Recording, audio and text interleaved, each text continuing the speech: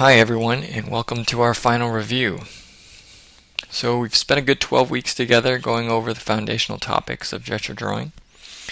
I know it's a lot of information to keep in mind while you're drawing, but with dedicated practice, it'll eventually become a part of your intuition. Now I want to spend a little bit of time reviewing all the topics that we've covered. The first topic, if you recall, was line of action. Now, the line of action should represent the main idea of your pose. It's the foundation upon which you will build the rest of your drawing. Strive to distill your drawings down to their bare essence. The second topic was shape. Shape will help you determine the overall feel and the dynamics of your drawing. Shape will also help you determine the overall composition of your drawing. You can think of it as the framework within which your drawing exists. Strive for shapes that are conducive to the ideas you're trying to communicate. The third topic was silhouette. Silhouette is all about clarity and readability. Strive for strong silhouettes so that your drawings can be read even when they're completely blacked out. The fourth topic was space. Using space will help give your drawings depth and make them feel grounded in a physical reality. Strive to use space to increase the dynamism of your drawings and to pull your viewer into your drawing. The fifth topic was exaggeration. Using exaggeration in drawings is analogous to using hyperbole in rhetorical debate. You're pushing extreme examples in order to effectively communicate your ideas. Strive for communicative accuracy over anatomical accuracy. The sixth topic was extrapolation. Extrapolation in the context of gesture drawing is the process of seeing beyond the surface of what is in front of us. Strive to capture the invisible ideas you see in a pose, rather than just the visible physicality. The seventh topic was story. The story is about contextualizing your drawings. Without context, information has no meaning, and the same is true of drawing. So strive to give your drawings a narrative context. Now, as I'm sure you've gathered from the lectures, the main takeaway from this class should be the two questions: what is the main idea, and how do I best communicate that idea? Now, these two questions will be guiding beacons for you when you're lost in a creative fog. If you take nothing else away from this course but a habit of asking and answering these two questions, then my job will have been done well. I want to end our time together by telling you guys a little bit about my own journey with drawing and why gesture drawing has been so important to my growth as an artist. So, this is me. Hello. And this is me as a kid. Now, one of my earliest memories is from when I was about 4 or 5 years old. I was sitting in my living room waiting for my dad to come home from work. Now, I knew when he was home because I could hear the rumble of the garage door opening and closing, and I could hear the jingle of his keys as he was walking through the door. And before he could even put down his briefcase, I ran up to him with a pencil and paper and I asked him to draw me a picture of a horse. Now, my dad isn't an artist, but he would indulge me, and his drawing looked something like this. Now, it was the only thing he knew how to draw. It's not very good, but I remember being amazed. Drawing was like magic to me. And seeing something come from nothing with a few strokes of a pen just blew my mind. Now, I was hooked, and I spent the majority of my childhood trying to understand and recreate this magic. Now, this is a terrible drawing from when I was about 7 years old. It's a drawing of Mickey and Minnie Mouse, and apparently a dog named Spot up in the right-hand corner. This is Chip from Beauty and the Beast. I think I was about 8 when I drew these. Now, obviously, I was copying drawings from Disney books and magazines, but just being able to mimic something so that it was recognizable was so thrilling to me. And as a result, a big portion of my artistic education came from mimicry. I spent a lot of my childhood copying anything and everything that I was interested in. And one of the things that I was really interested in as a kid was comics. Now, comics were an endless source of entertainment for me, and comic book characters were one of the things I copied over and over again. Now, unfortunately for me, the X-Men comics I grew up with weren't these classics. They were duds like this from the 90s. Now, this is a Rob Liefeld drawing of the X-Force. He was very big in the 90s, even though he wasn't a very good artist. But as a kid, I didn't know any better. You think that if it's published, it must be good, so I started mimicking that kind of work. And I drew stuff like this. Right? Another terrible drawing. I think I was about 12 years old when I did this. But I thought the more muscles, the more veins, the more bullets, the better the drawing. Unfortunately, because of my poor influences, I confused tedium with sophistication. And unfortunately, there were still great artists working in comics. I remember seeing this cover by Alex Ross at the comic book store when I was a kid and being really enamored by it. Now, his work was such a fresh departure from the hyper-fantasized stuff that I had been looking at. So naturally, I started copying his work. But unfortunately, I misunderstood what made his art great. When I'd see paintings like this, I would think to myself, whoa, that's so realistic. I equated realism with quality. So, I thought the more realistic it was, the more artistic value it had.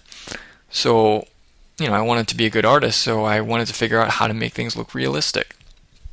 So I began to study the science of drawing. Right? I studied anatomy, I studied proportions, I studied lighting and perspective. And after a couple years of studying these things, I started drawing pictures like this. And this. And this. Now, at first it was really satisfying being able to capture a likeness. But after spending a few years honing these skills, I reached a point where I asked myself, where's this going?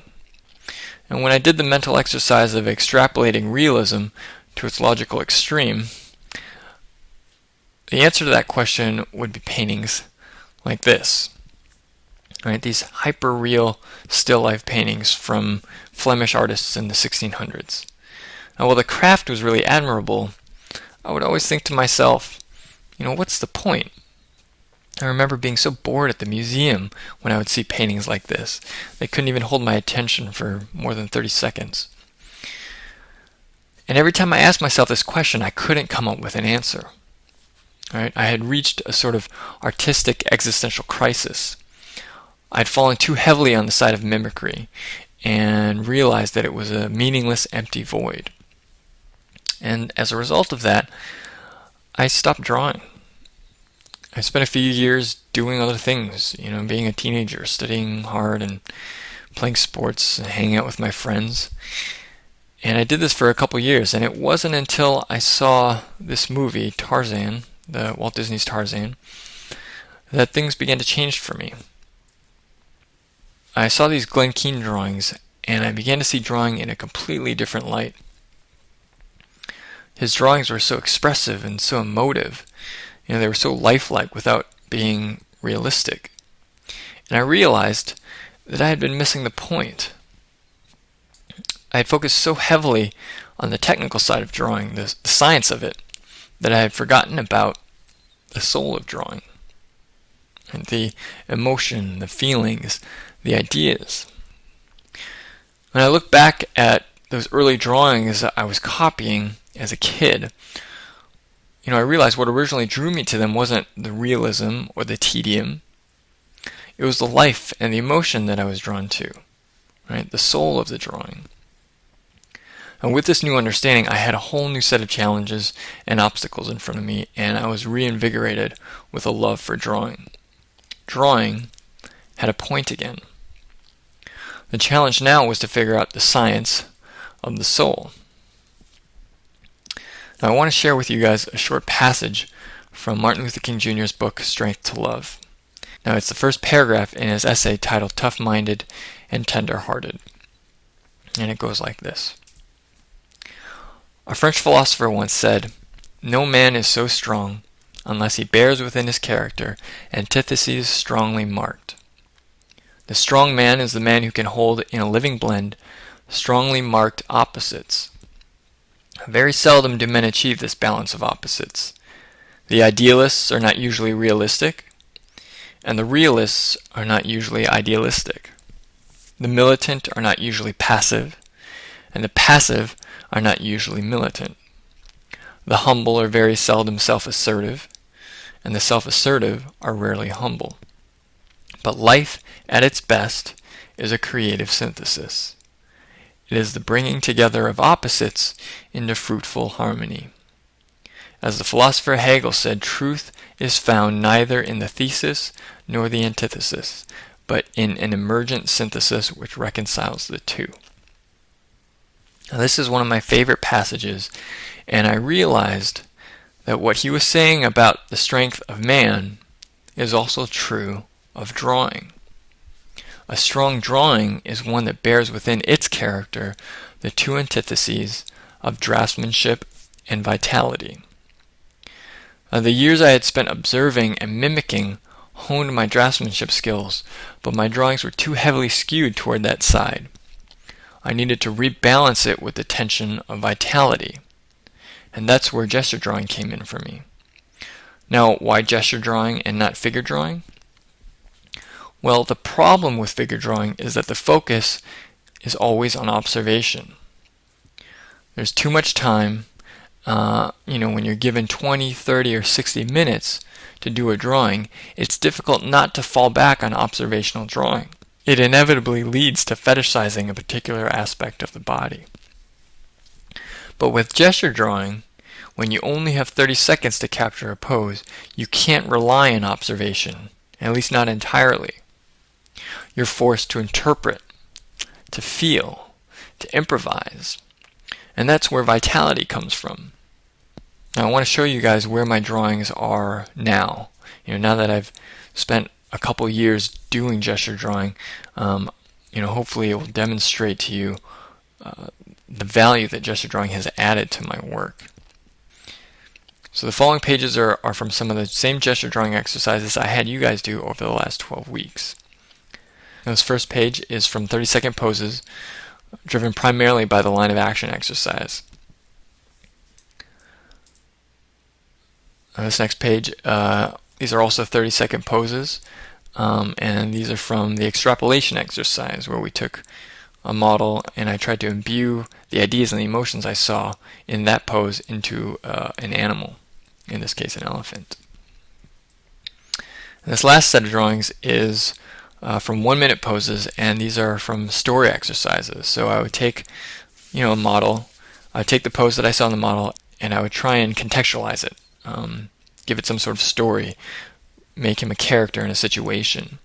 So hopefully these drawings are demonstrative of the value gesture drawing has added to my work. I think without it my drawings would be solid but lifeless, realistic but not believable, aesthetically appealing but meaningless. And ultimately, meaning is what makes something worthwhile, right? That's what we're all striving for, whether in art, in work, or in life. And that's why gesture drawing has been so important to my growth as an artist, and why I think it's important for everyone interested in strengthening their drawings. It helped me refocus my thinking onto the more substantive stuff. It's why I put this class together and why I continue to teach it at work. So this is the end of the lecture and the end of the gesture drawing course.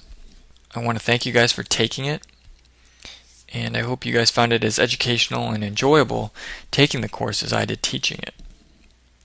I want to wish every single one of you the best of luck on all your future artistic endeavors, and I really look forward to seeing your work out in the world one day.